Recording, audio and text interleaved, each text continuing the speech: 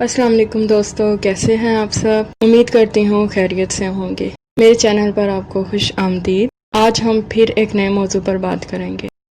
Corona virus نے جب سے دنیا پر حملہ کیا ہے، پوری دنیا کا نظام درہم برہم ہو گیا ہے۔ یہ ایک ایسا وائرس ہے جو ایک شخص سے دوسرے کو پھیلتا ہے، اس لیے پوری دنیا میں لوگوں کے کھلے عام بغیر حفاظتی اقدامات کے باہر نکلنے پر پابندی لگائی گئی، جسے عام الفاظ میں لاک ڈاؤن بھی کہا جاتا ہے۔ ایسی صورتحال میں خاص طور پر طالب علموں کا سب سے زیادہ نقصان ہوا، کیونکہ تمام اسکول، کالجوں اور یونیورسٹیوں میں پڑھائی بری طرح متاثر ہوئی اور تمام امتحانات بھی منسوخ کرنے پڑے۔ کچھ تعلیمی اداروں نے طالب علموں کے نقصان کو کم کرنے کے لیے آن لائن کلاسوں کا سلسلہ شروع کیا، جو کافی حد تک مفید بھی ثابت ہوا۔ اس کا سب سے بڑا فائدہ یہ ہوا کہ جو طلبہ اپنی پڑھائی کے بارے میں سنجیدہ ہیں، انہیں پڑھائی کرنے کا بھرپور موقع ملا۔ اس کے علاوہ طلبہ کے لیے یہ ایک نیا تجربہ بھی تھا۔ انہیں مشکل حالات میں نئے راستے نکالنے کا تجربہ ہوا۔ میرے لیے خاص طور پر یہ ایک بہترین تجربہ اس لیے بھی تھا کہ مجھے صبح صبح اٹھ کر تیار ہونا نہیں پڑتا۔ اکثر کلاسیں دوپہر 12 بجے کے بعد شروع ہوتی ہیں، تو ہمیں اپنی نیند پوری کرنے کا موقع ملتا ہے اور رات کو بھی سونے کی کوئی جلدی نہیں ہوتی۔ اس کے علاوہ ہم اپنے ہی گھر کے کسی کونے میں بیٹھ کر خاموشی سے کلاس لے سکتے ہیں، بلکہ اکثر طلبہ تو اپنے بستر سے نکلنے کی زحمت بھی نہیں کرتے۔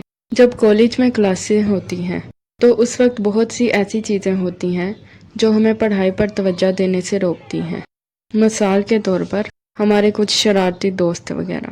زیادہ تر طلبہ آن لائن کلاسوں کے دوران اسی لیے سنجیدہ نظر آتے ہیں کیونکہ ان کی پڑھائی میں مداخلت کرنے والا کوئی موجود نہیں ہوتا، اور اکثر والدین کی ان پر نظر بھی ہوتی ہے۔ اساتذہ کے لیے بھی آسانی ہوتی ہے کہ وہ ایک ہی جگہ پر بیٹھے بیٹھے بچوں کو پڑھا لیتے ہیں اور اسی وقت ان کا کام بھی چیک ہو جاتا ہے، اور استاد کام سے متعلق اپنے رائے بھی دے دیتے ہیں۔ ان کلاسوں کا ایک یہ بھی فائدہ ہے کہ طلبہ اپنی پڑھائی کے ساتھ ساتھ جدید ٹیکنالوجی کو استعمال کرنا بھی سیکھ رہے ہیں، جو مستقبل میں ان کے بہت کام آ سکتا ہے۔